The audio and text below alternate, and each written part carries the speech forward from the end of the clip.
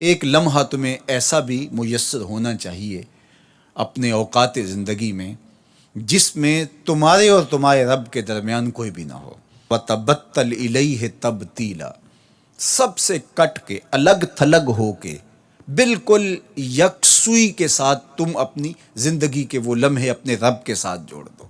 جس طرح ایک روایت میں فرمایا لی مع اللہ وقت لا یسعنی فیہ نبی مرسل ولا ملک مقرب، میرا اور میرے رب کا معاملہ کبھی ایسا ہوتا ہے درمیان میں نہ کوئی فرشتہ ہوتا ہے نہ کوئی رسول اور پیغمبر ہوتا ہے، وہاں میرا اور میرے رب کا ہی معاملہ ہوتا ہے۔ تو یہ یکسوئی کے لمحات ہیں، تو ہمیں بھی حضور علیہ الصلوۃ والسلام کے سینے سے نور لے کے اپنی زندگی میں کچھ ایسے اوقات مقرر کرنے چاہیے، اور وہ بہترین وقت میرے رب نے خود بیان فرمایا ناشیۃ اللیل ہے، وہ سحری کا وقت ہے، وہ رات کے لمحے ہیں، وہ پچھلے پہر کی مبارک گھڑیاں ہیں جب رحمتیں چھم چھم اتر رہی ہوتی ہیں اور اللہ کی رحمتیں بندے کا استقبال کر رہی ہوتی ہیں۔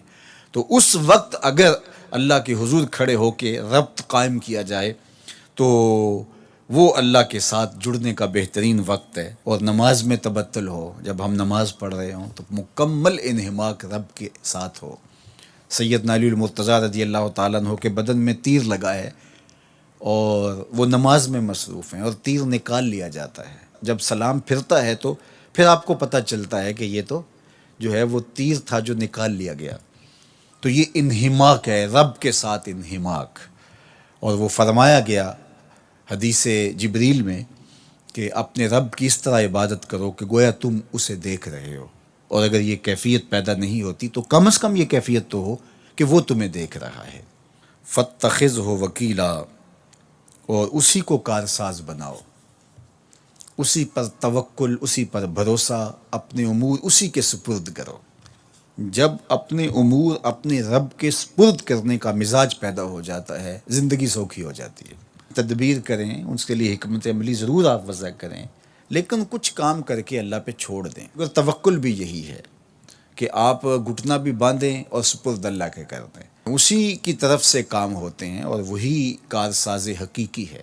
تو فرمایا کہ فَاتَّخِذْهُ وَكِيلًا، اسی کو کارساز بنا لیجئے اور اسی پر اپنے کاموں کو چھوڑ دیجئے۔